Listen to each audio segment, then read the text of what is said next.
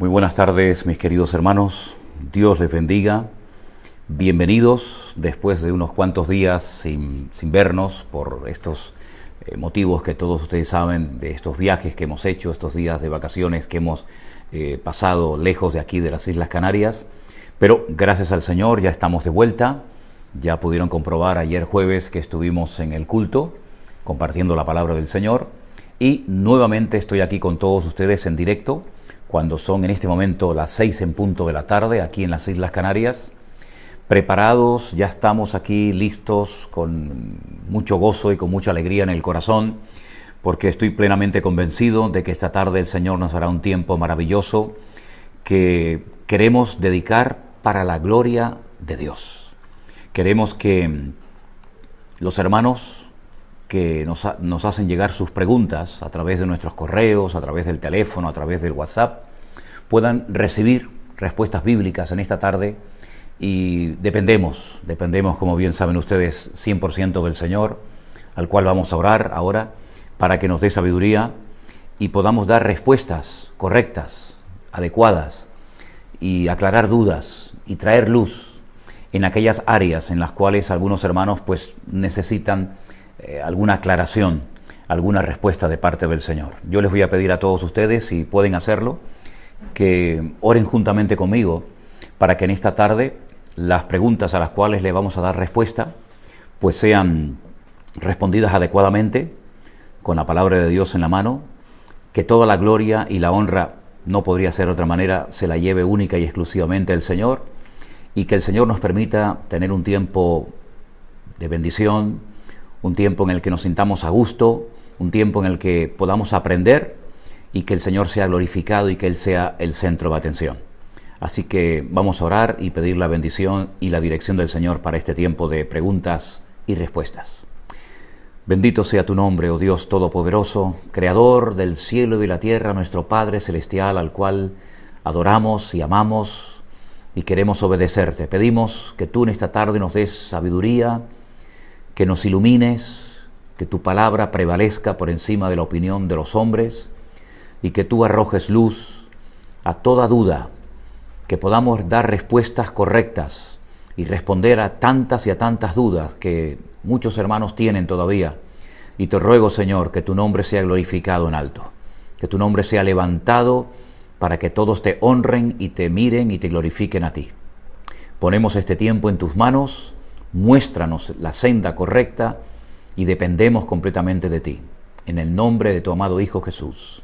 Amén y amén. Gloria al Señor. Bueno, pues mientras se van incorporando otros hermanos a lo largo de la tarde, a lo largo de este programa, vamos a dar respuesta a la primera pregunta que Pedro, no tengo tu apellido, pero me dicen que un tal Pedro manda esta pregunta, manda este mensaje. Voy a leer literalmente tal y como yo lo he recibido.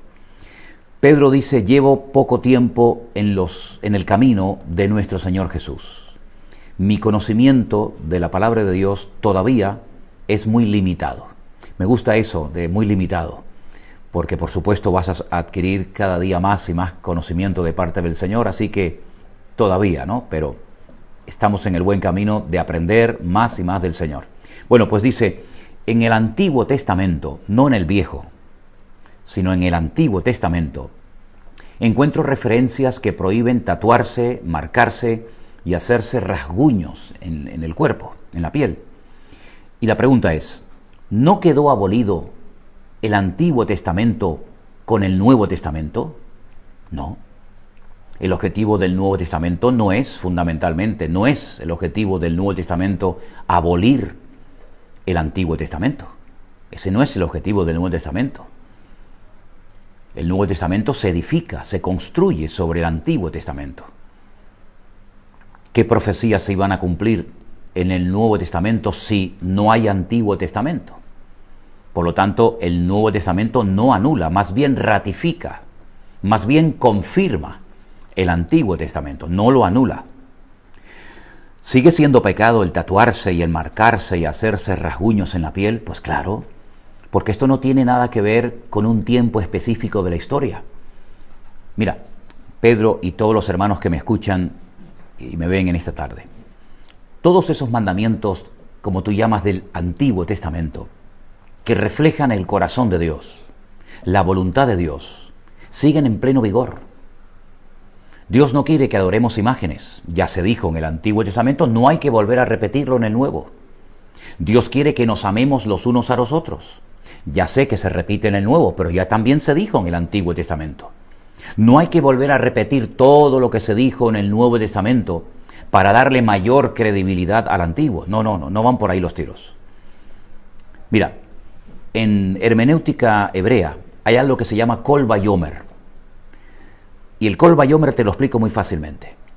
Si en el Antiguo Testamento, cuando el creyente no era en ese momento el templo del Espíritu Santo como somos los creyentes hoy en día, y ya se les prohibía tatuarse y hacerse marcas en su piel, cuánto más, esto es Kol Vayomer en hebreo, cuánto más ahora que somos templo del Espíritu Santo, tenemos que mantener nuestros cuerpos limpios de tatuajes, de rasguños, de marcas. Ahora, no quiero que hermanos o hermanas que antes de conocer a Cristo, repito y subrayo, antes de conocer a Cristo, pues se marcaron sus cuerpos con todo tipo de tatuajes, pues que se sientan mal, porque lo que hiciste antes del Señor Jesús, por ignorancia evidentemente lo hiciste. Sería el colmo que ahora que conoces la verdad, lo volvieras a hacer. Ya, amigo, ya no hay excusa. Los hermanos y hermanas que vienen del mundo antes de conocer a Cristo, tatuados en sus cuerpos, unos más y otros menos, incluso algunos tatuajes realmente diabólicos, pues ya no pueden hacer prácticamente nada. Nuestra vida empieza de cero cuando nacemos de nuevo y conocemos al Señor, ¿vale? Pero el Nuevo Testamento refleja, nos indica, nos ordena que todo nuestro ser, espíritu, alma y cuerpo, ¿te das cuenta? Espíritu, alma y cuerpo, sea guardado irreprensible, porque nuestros cuerpos son el templo del Espíritu Santo de Dios, el cual mora en vosotros. Por lo tanto, si ya en el Antiguo Testamento, cuando el pueblo de Israel, los creyentes del Antiguo Testamento, no eran templo del Espíritu Santo, tenían que conservar sus cuerpos limpios, puros y en perfecto estado, cuánto más en el Nuevo Testamento, que ahora declara la Escritura que somos templo del Espíritu Santo, con más motivo, con más razón, tenemos totalmente prohibido el hecho de marcar nuestros cuerpos, aunque sea con versículos bíblicos, porque hay algunos que se creen que porque se ponen un tatuaje con algún versículo bíblico o con algún texto del Antiguo Testamento, del libro del Cantar de los Cantares, pues como que endulzan, ¿no? Como que cristianizan el desorden. No estemos inventándonos ni creándonos cosas raras. Dios dice no y es no. Antiguo, Nuevo Testamento, hoy, mañana y por siempre. Por lo tanto, para ir resumiendo, eso está en pleno vigor. Ni se te ocurra, si estabas pensando en hacerlo, ni se te ocurra hacerte marcas o tatuajes en tu cuerpo, aunque sean versículos o cositas, entre comillas, cristianas, ¿no? Como el pescadito y cualquier otra tontería de esas. Eso en primer lugar. En segundo lugar, el Nuevo Testamento no anula en ningún momento el Antiguo Testamento, más bien lo ratifica.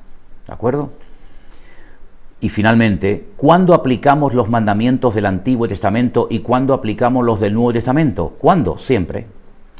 Lo que se mande dentro de lo que confirma y ratifica el Nuevo Testamento, que lo mande el Antiguo Testamento, hay que cumplirlo.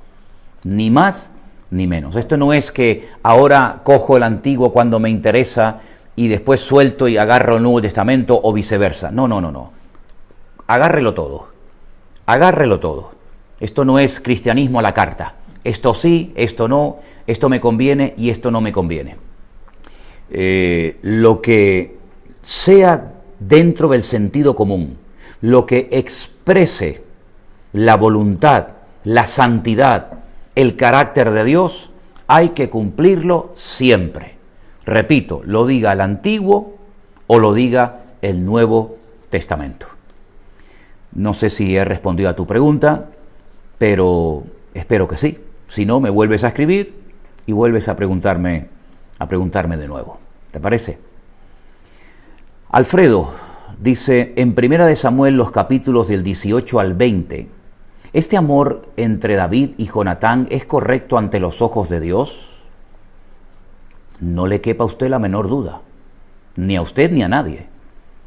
No estemos viendo cosas raras aquí porque no las hay. Esto es un genuino amor y amistad entre dos amigos que se respetaban, que se apoyaban y que se amaban, con ese amor fraternal que deberíamos de tener todos los unos a los otros. No hay nada raro, no hay nada raro, no hay ningún pecado entre la amistad maravillosa, preciosa que había entre David y Jonatán, entre Jonatán y David. Lo amó como a sí mismo. ¿No dice la Biblia, amarás a tu prójimo como a ti mismo?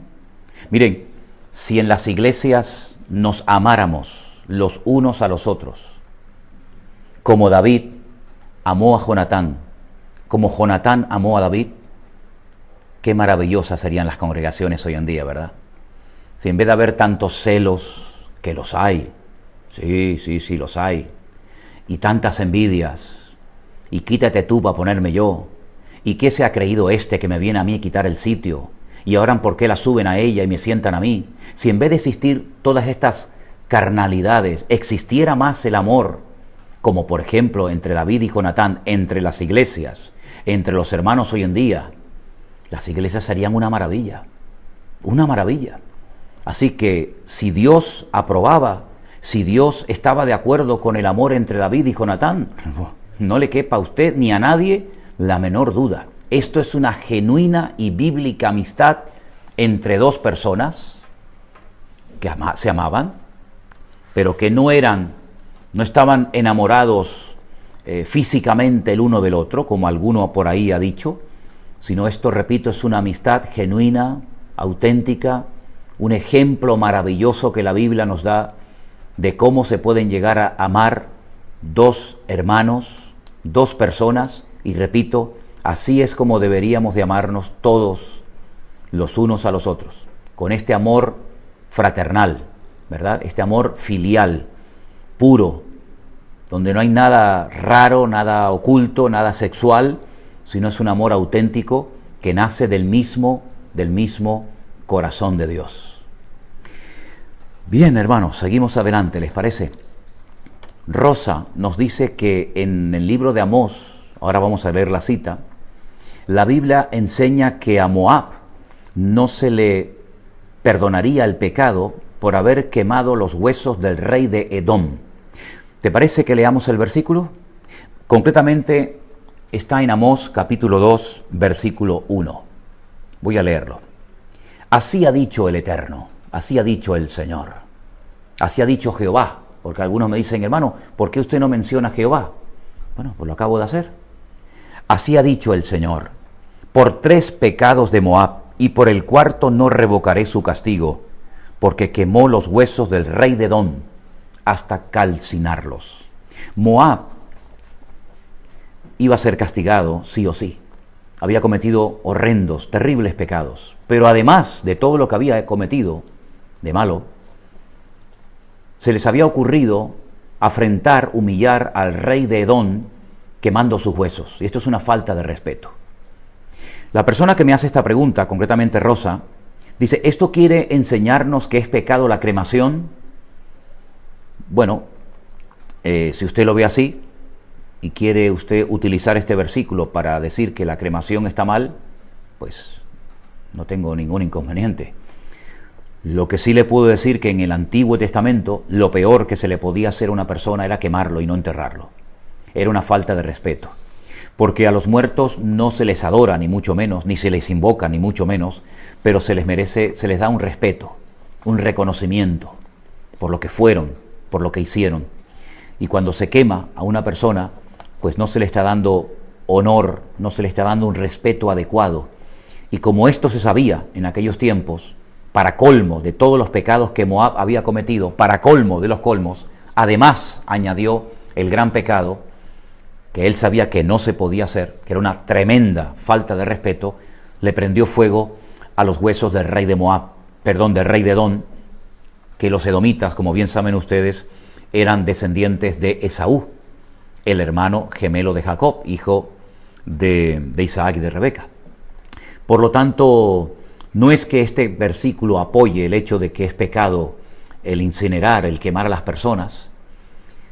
Hay gente que no lo ve mal, bueno, allá ellos con su conciencia, hay otros que lo ven bien, allá ellos con su conciencia. Lo que está bien claro es que no es bíblico, no es lo que se hacía a las personas que habían partido a otra vida, ¿vale? No es que este versículo nos diga que no se puede hacer, se considera pecado porque en aquellos tiempos se consideraba una falta de respeto, una afrenta terrible el quemar el cuerpo de una persona, por muy malo que hubiera sido, ¿saben? Por muy malo que hubiera sido, eso no se podía hacer bajo ningún concepto. Y Moab lo hizo con los huesos del rey de Edom. Y he leído en Amós capítulo 2, versículo 1. Entonces, si mi deseo es ser quemada, ¿estaría pecando o haciendo pecar a mi familia? Si su deseo es que la quemen cuando usted muera, yo lo que le aconsejaría es que reconsidere su postura. Esto no le obligue o no presione a su familia haciéndole hacer algo que a lo mejor a ellos nunca les hubiera gustado hacer, pero que como usted quiere que se haga y no lo puede hacer a sí misma, evidentemente, pues le pida a su familia que lo haga. Reconsidere su postura y sobre todo piense en los demás. Piense en lo que le está pidiendo a sus familiares que hagan con su cuerpo, porque a lo mejor sus familiares se pueden sentir muy mal por un capricho que usted tiene de ser no enterrada sino quemada. Entonces considérelo, piénselo bien, no sea que ponga en un aprieto y en una situación muy incómoda a sus seres queridos. Bueno, seguimos adelante, ¿vale? Otra hermana, una tal Silvia, me dice, hermano, en Juan capítulo 11, versículo 35, dice literalmente que Jesús lloró. Efectivamente, así es, Jesús lloró ante la tumba de su amigo Lázaro. En el contexto habla de la muerte de su amigo Lázaro y luego de su resurrección. Explíqueme, por favor, ¿por qué lloró Jesús? No tengo claro por qué el Señor lloró. Bueno, lo que está bien claro es que el Señor no lloró de impotencia. El Señor no lloró porque dice, bueno, ¿y ahora qué hago yo? ¿Ahora cómo solucionamos este problema? El Señor sabía y sabe en todo momento lo que tiene que hacer. El Señor no pierde su control ni su autoridad en ningún momento. Da igual que una persona hace una hora que murió, o hace 4 días, o 20 años. Para el Señor no hay nada imposible. Yo pienso más bien que el Señor Jesucristo lloró por ver el ambiente que rodeaba la muerte de Lázaro, incluyendo a sus hermanas, a Marta y a María. Había un ambiente de pesimismo, de vamos a dejar todo como está, hace 4 días que murió, mi hermano hiede, etcétera, etcétera. ¿Sí? No había un ambiente de optimismo, de fe, de confianza, de decir, bueno, aquí está el Señor, aquí está el Señor, y cuando está el Señor las cosas van a cambiar, y todo se va a solucionar, y Lázaro va... No había esa confianza, no había ese ambiente de fe. Y yo pienso que eso fue lo que le desgarró el alma al maestro. Yo pienso que el Señor lloró, ya digo, no por impotencia, no de rabia, sino de una profunda tristeza, primero al ver el ambiente que estaba reinando en aquel cementerio. Algún comentario, también he leído, algún comentarista ha dicho que también vio en ese momento lo que a él le iba a suceder, aunque no necesitó ir a la tumba para ver a Lázaro muerto, para saber que a él también lo iban a matar, iba a estar muerto. En fin, yo me quedo más bien con la opinión, con la idea de que fue el ambiente de falta de fe lo que motivó que el Señor se rompiera, gimiera en su espíritu y terminara llorando en aquel cementerio. Gracias al Señor, las cosas cambiaron, siempre cambian las cosas cuando está el Señor. Él es el que tiene siempre la primera y la última palabra. Bueno, debería tener la primera, ¿verdad? Pero por lo menos que tenga la última palabra. Y por lo tanto, no sé cuál es la situación por la que estás pasando en esta tarde, en este momento, mi querido hermano y amigo. Pero sea cual sea, yo te digo, Demuéstrale al Señor que tú crees en Él, que tu confianza está puesta totalmente en Él y en su palabra, y que no importa la situación difícil, triste o terrible por la que estés pasando, deja que el Señor te sorprenda. Yo creo que el Señor tiene la capacidad de sorprendernos a todos, y de hecho quiere hacerlo, y muchas veces lo hace. Por lo tanto, animo a todos los hermanos que están pasando por momentos difíciles a que sigan confiando en el Señor y le entregues tus muertos, le entregues tus tristezas, le entregues tus problemas, tus circunstancias, tus lágrimas al Señor, y que Él convierta tu dolor, tu tristeza en baile, en gozo y en victoria para su honra y para su gloria. Él tiene todo bajo control. Amén. Así es. Francisco pregunta lo siguiente. Se dice que cuando una persona muere, si está en Cristo, va directamente a la presencia del Señor. Efectivamente, Francisco, así es. Cuando un creyente muere, va directamente a la presencia del Señor. Su espíritu va a la presencia de Dios. Dice, si no está en Cristo, va al infierno. No. Cuando un inconverso muere, no va directamente al infierno. Va a un lugar de tormento. Pero en sí, ese lugar de tormento todavía no es el infierno. Vamos a dejar las cosas claras. Como tampoco cuando un creyente muere, va directamente al cielo, a la nueva Jerusalén, la que se describe en Apocalipsis capítulo 21 y capítulo 22. Va a la presencia del Señor, ¿sí? Y cuando un inconverso, cuando una persona sin Cristo muere, no va al infierno, sino va a un lugar de tormento hasta el juicio, y entonces en el día del juicio sí entrará por la eternidad, sin posibilidad de salir nunca más de aquel lugar terrible, al infierno. Vamos a dejar las cosas claras. Pero tu pregunta, Francisco, es, ¿por qué en el momento del rapto de la iglesia dice que los muertos resucitarán si ya están con Cristo? Vamos a ver, si un creyente muere y va a la presencia del Señor, su cuerpo queda en la tumba. Su cuerpo lo acaban de enterrar. No subió con su cuerpo transformado y glorificado, sino sube su alma, sube su espíritu, está en la presencia del Señor, pero recibirá el cuerpo transformado y glorificado, según 1 Corintios capítulo 15, el día que resucite. Una cosa es que esté en la presencia del Señor, y otra cosa es la resurrección que se produce cuando venga el Señor a buscar a su iglesia. Son dos cosas completamente diferentes. Es decir, estar en la presencia del Señor no significa de que se ha producido la resurrección y ha recibido su cuerpo transformado y glorificado para poder vivir eternamente con el Señor. Son dos cosas completamente diferentes. El que estén en la presencia del Señor no significa de que no resucitarán. Claro que tienen que resucitar con cuerpos incorruptibles, ¿verdad? Con cuerpos transformados. Y ese acontecimiento no se produce cuando una persona, un creyente, muere y va directamente a la presencia del Señor. No se ha producido ninguna resurrección, sino que ha muerto, lo han sepultado, lo han enterrado, pasa directamente a estar en la presencia del Señor, pero la resurrección no se ha producido hasta el momento en el que el Señor venga, y los muertos en Cristo efectivamente resucitarán primero, y luego nosotros, los que vivimos, seremos arrebatados juntamente con el Señor para recibir al Señor en el aire y así estar por la eternidad con Él. Es decir, hay un orden y hay que saber no solamente lo que va a ocurrir, sino el orden en el que van a ocurrir las cosas, porque eso es algo que a mí me gusta mucho enseñar e enfatizar. Hay gente que conoce muchas cosas de la Biblia, pero luego no saben clasificarlas, no saben poner cada pieza en su sitio. Tienen todas las piezas del puzzle, o casi todas, pero luego a la hora de saber colocar los acontecimientos por orden, no saben. Y por eso es muy importante leer la Biblia completa, de tapa a tapa. Es decir, desde el primer versículo de la Biblia, Génesis 1:1, hasta el amén del Apocalipsis. Y poco a poco, ir creciendo en ese conocimiento de tal manera que podamos colocar en orden cada una de las cosas tal y como van a ocurrir.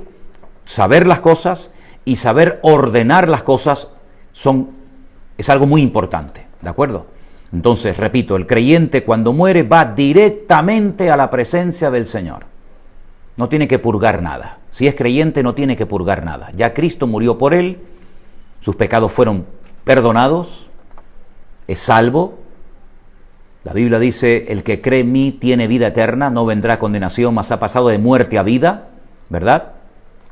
Y el inconverso va a un lugar de tormento, y los dos, cada uno en su tiempo, unos en la primera resurrección y otros en la segunda resurrección, ambos resucitarán, unos para recibir su cuerpo transformado y glorificado para estar por la eternidad con el Señor, y otros resucitarán para condenación eterna.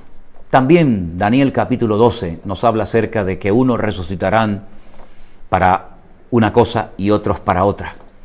Espero que todos formemos parte de la primera resurrección, si es que el Señor no nos lleva en las nubes, porque habrá millones de cristianos que no morirán, serán aquellos que se encuentren vivos en el momento en el que se produzca el rapto de la iglesia, que me llama muchísimo la atención, pero me encuentro a muchos cristianos, incluso algunos que se llaman pastores, que no creen en el rapto de la iglesia. Es realmente increíble cómo hay cristianos que ya ponen en cuestionamiento, en duda, el hecho de que no va a haber un arrebatamiento de la iglesia. Es tremendamente triste, pero sí va a haber un arrebatamiento de la iglesia. Crean o no crean algunos, claro que va a haber un arrebatamiento, y claro que va a haber una resurrección, y claro que va a haber un cielo, y claro que va a haber un infierno, y claro que habrá una segunda venida. Todo se va a producir tal y como enseña la palabra del Señor. Crean o no crean algunos. El creer o el no creer no cambia las cosas. Hay otra pregunta que me hace una persona y tiene que ver con lo siguiente. Es muy interesante la pregunta de Héctor.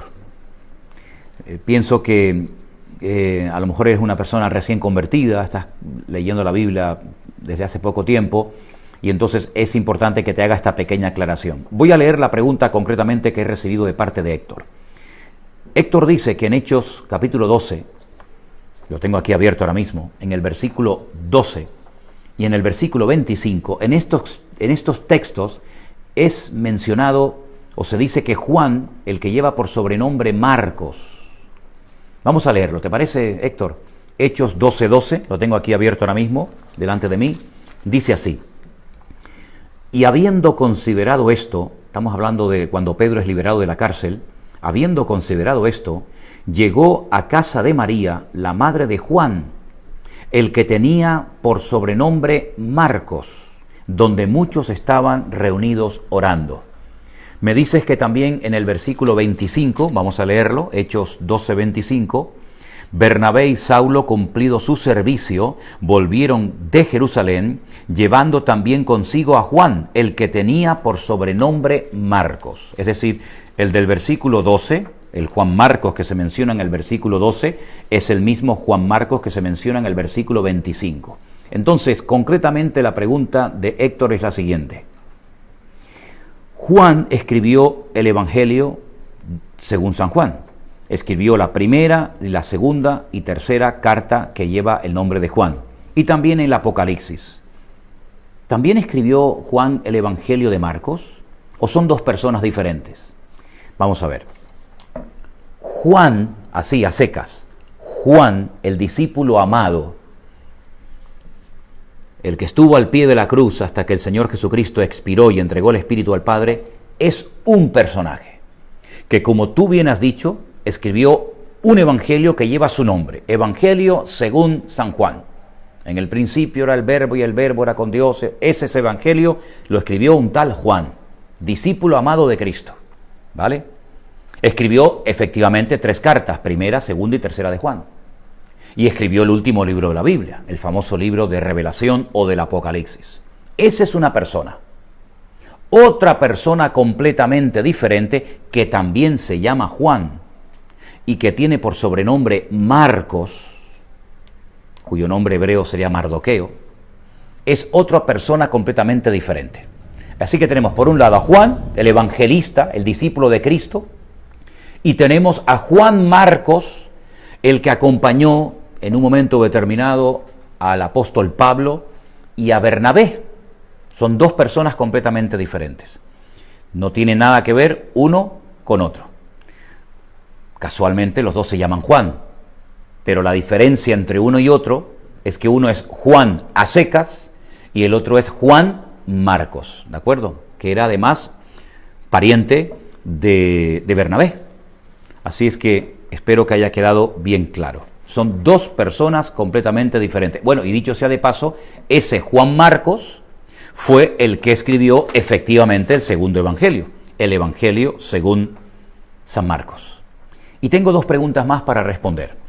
Una pregunta nos la hace Fernanda y dice si puedo explicarle 1 de Timoteo capítulo 2, versículo 15. Vamos a leerlo. Repito, 1 de Timoteo capítulo 2, versículo 15 dice: pero se salvará engendrando hijos si permaneciere en fe, amor y santificación con modestia.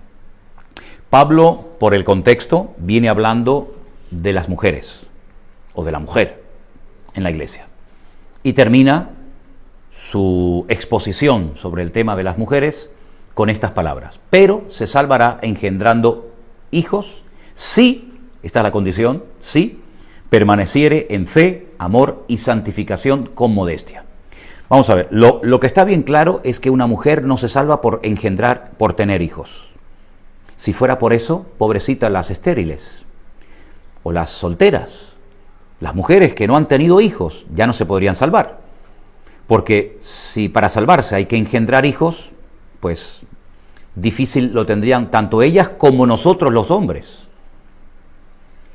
Por lo tanto, el énfasis no está tanto en el tema de engendrar, sino en el hecho de si permaneciere, porque claro, puede engendrar 40 hijos, pero si no permanece en fe, en la fe en Dios, en amor y en santidad, pues ya me contarás, ¿de qué le sirve tener un montón de hijos si luego vive como una inconversa? Lo que está demostrando es que no es una persona que ha nacido de nuevo. Sinceramente, les confieso algo, no sé por qué Pablo tuvo que decir se salvará engendrando hijos. ¿Qué tiene que ver el engendrar hijos para salvarse? Yo pienso que más bien el énfasis está en se permanece en fe, en amor y en santificación. Y he tenido que aprender que no lo puedo explicar todo.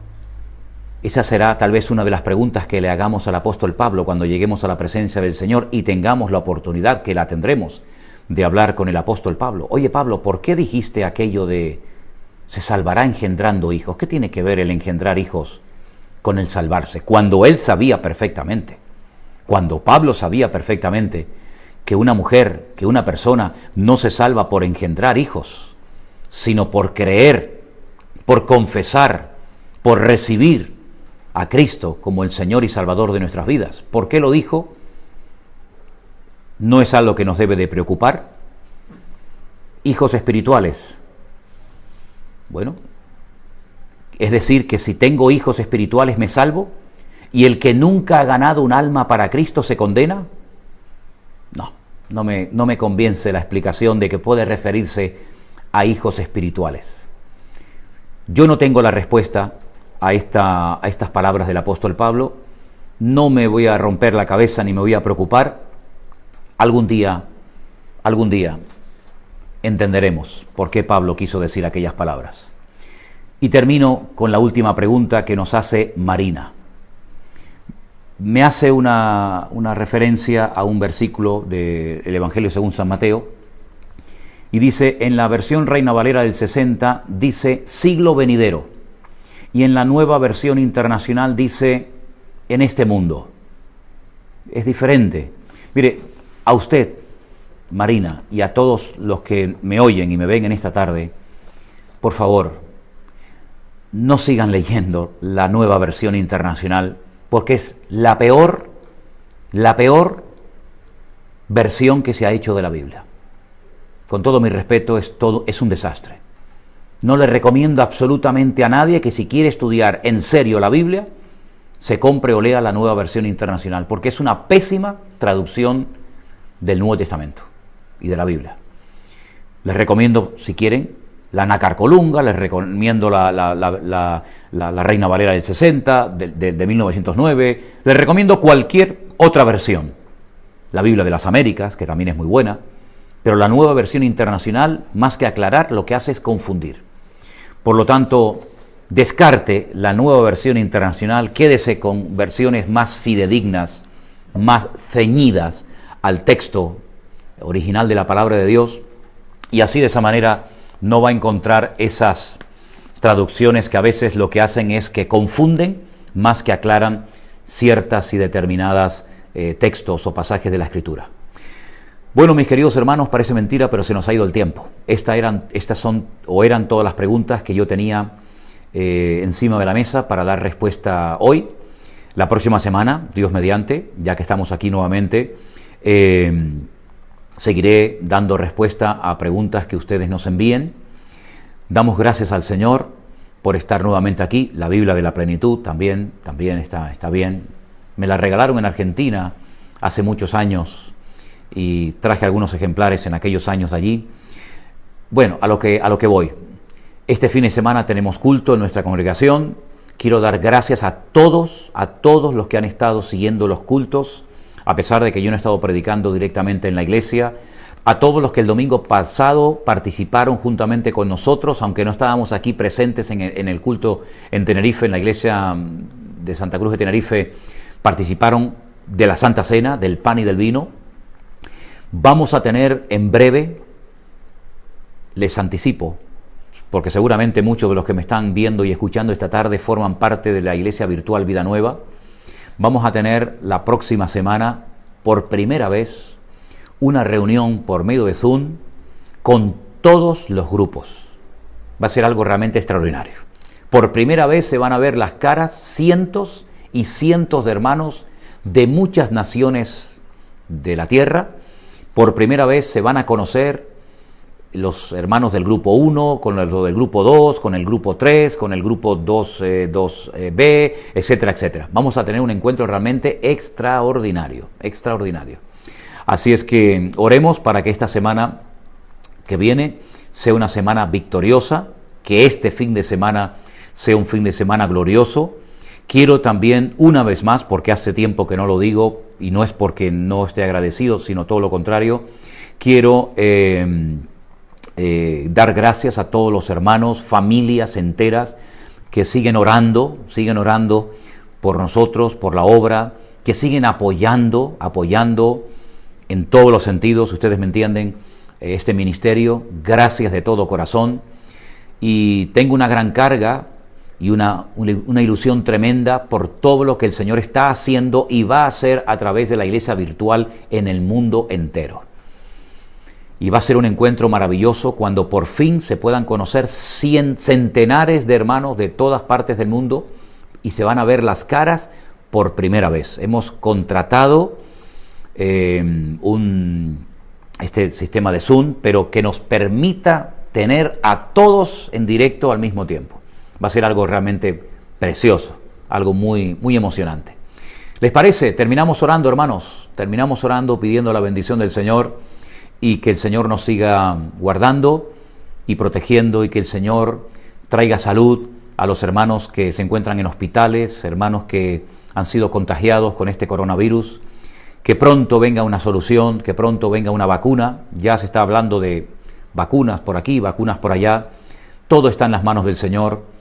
Que el Señor nos siga guardando y protegiendo en este tiempo. Y sobre todo, que guarde nuestros corazones, nuestras mentes, para que nada ni nadie nos afecte y que no nos dejemos arrastrar ni moldear por este mundo.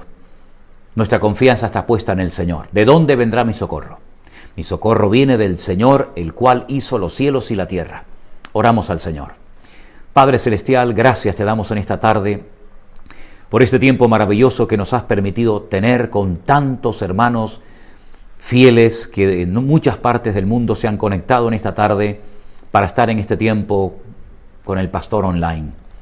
Señor, que las respuestas que hayamos dado hayan traído luz a todos los hermanos y hermanas que las hicieron y que tu nombre sea glorificado, Señor. Guárdanos, bendice a las naciones de la tierra, trae salud a los hermanos que están enfermos en hospitales, trae sanidad a las naciones, pero sobre todo trae sanidad del alma, sanidad al corazón, porque los hombres lo que necesitan es un encuentro, una experiencia personal contigo, y te pido que tú bendigas y uses nuestras vidas para que podamos llevar a muchos a los pies de Cristo en este tiempo. Ponemos nuestra vida en tus manos, en el nombre de Jesús. Amén y amén. Mis queridos hermanos, Dios les bendiga grandemente. Sean ustedes bendecidos, que la paz del Señor les acompañe, y por favor presten atención a este último anuncio. Hermanos, los cultos se van a retransmitir, la predicación, los estudios se van a retransmitir por el canal de YouTube en español. Pero hay hermanos que quieren que el mensaje sea traducido al inglés. Entonces nuestra hermana Canderina, una hermana de aquí de nuestra iglesia de Santa Cruz, ella está traduciendo simultáneamente el mensaje en inglés y lo está haciendo por el canal de Facebook. Digo esto porque hay gente que ve la alabanza cuando empieza el culto por Facebook y de repente ven la predicación y están oyendo la predicación en inglés. Si usted no habla inglés y usted quiere escuchar el culto en español, vaya inmediatamente al canal de YouTube, porque en YouTube será siempre en español y en Facebook, a partir de ya, será siempre en inglés la predicación. Así que, por favor, ayúdenme en esto. Díganle a sus contactos que por Facebook es en inglés y por YouTube es en español. Bueno, espero que a base de repetir y de repetir esto que acabo de decir, pues no se queden sorprendidos algunos diciendo, pastor, es que no oigo en español, es que no sé lo que está pasando. Bueno, se lo acabo de explicar, lo repetiré unas cuantas veces más y yo sé que al buen entendedor con pocas palabras basta. Hermanos queridos, Dios les bendiga, les mando un abrazo para todos ustedes. Nos vemos el domingo por la tarde en directo en el culto. Bendiciones para todos.